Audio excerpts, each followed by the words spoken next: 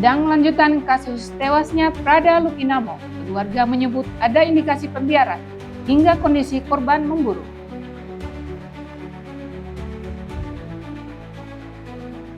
BPTD Pendapatan Daerah Wilayah Kabupaten Belu terus melakukan berbagai langkah pendekatan ke masyarakat untuk mengejar target pendapatan daerah.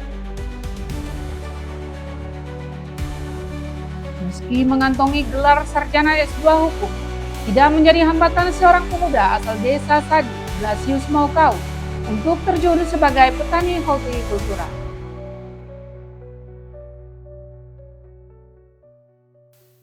Halo pemirsa, saatnya Anda menyaksikan Baita Belu, program berita teraktual yang terjadi di Nusa Tenggara Timur selama sepekan.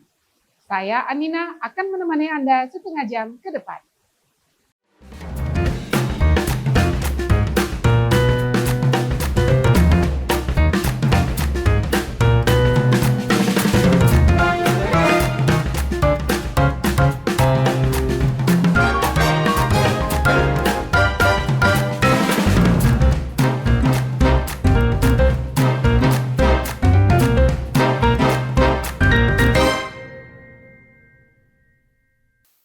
Pengakuan Danyon Teritorial Pembangunan 834, Waka Ngamere, Letkol Infantri Justik Handinata, bahwa laporan baru masuk ketika korban sudah kritis di ICU, menyoroti seriusnya dugaan kelalaian di internal satuan.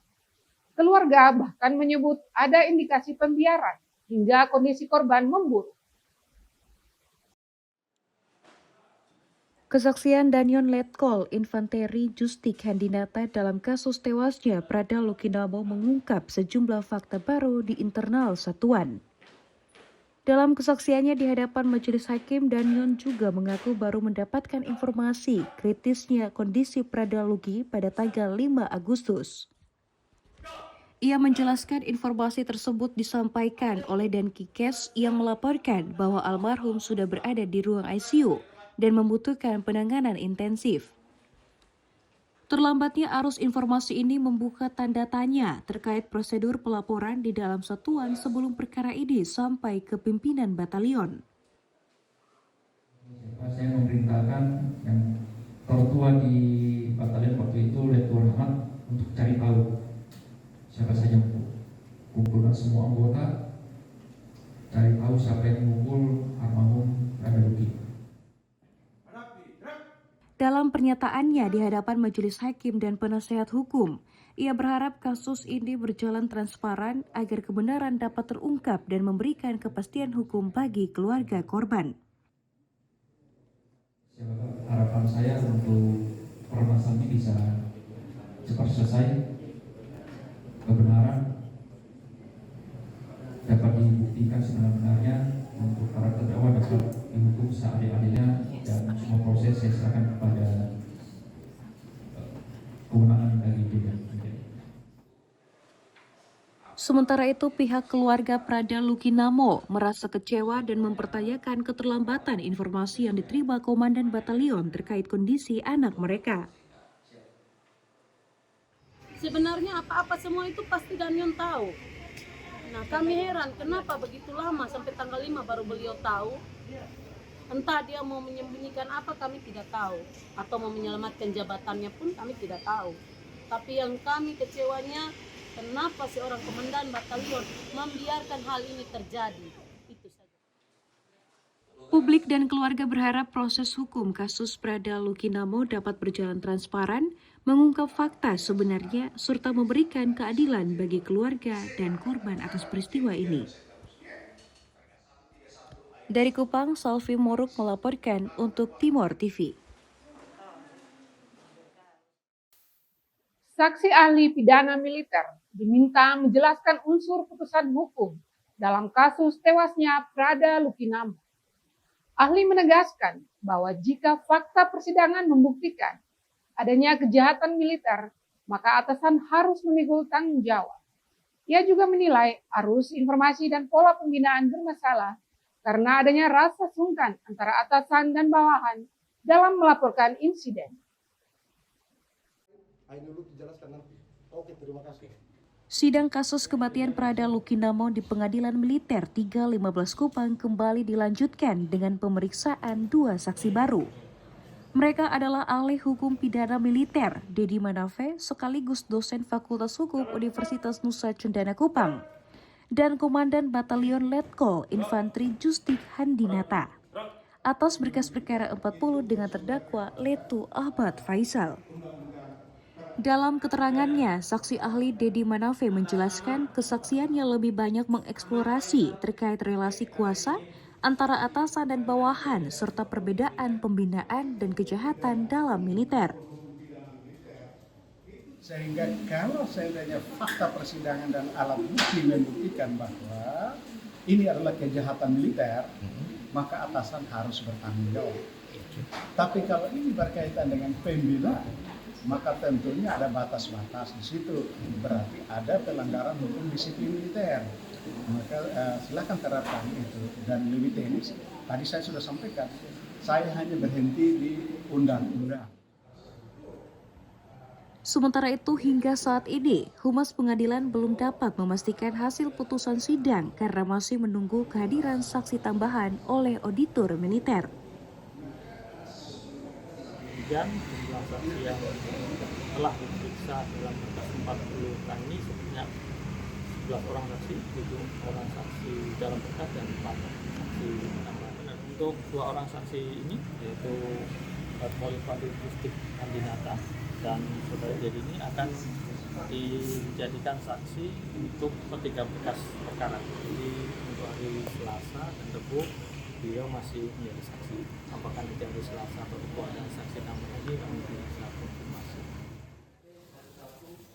Suasana haru juga mengiringi jalannya persidangan hari ini. Sidang terbuka yang diikuti oleh masyarakat Nusa Tenggara Timur pun menuai berbagai tanggapan. Salah satunya Ibu Mary Kleden. Ia menyebut pembinaan yang dilakukan tidak harus dengan kekerasan hingga menghilangkan nyawa manusia.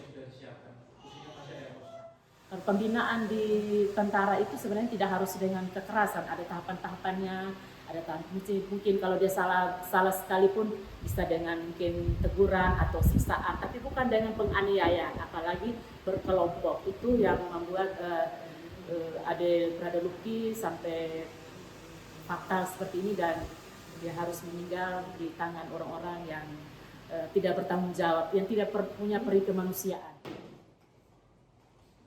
Kekerasan menjadi ruang tidak aman bagi para korban hingga trauma mendalam bagi keluarga yang berduka.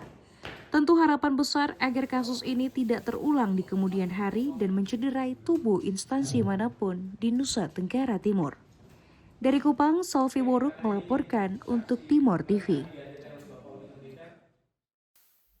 Dinas Komunikasi dan Informatika Kominfo Kabupaten Belu menggelar kegiatan pembinaan, bimbingan teknis atau BIMTEK, dan evaluasi bagi pengelola komunitas informasi masyarakat atau KIM di Aula Kantor BKKBN Kamis 20 November 2025. Kegiatan ini bertujuan untuk meningkatkan kapasitas KIM dalam menyebarluaskan informasi pembangunan dan program pemerintah kepada masyarakat.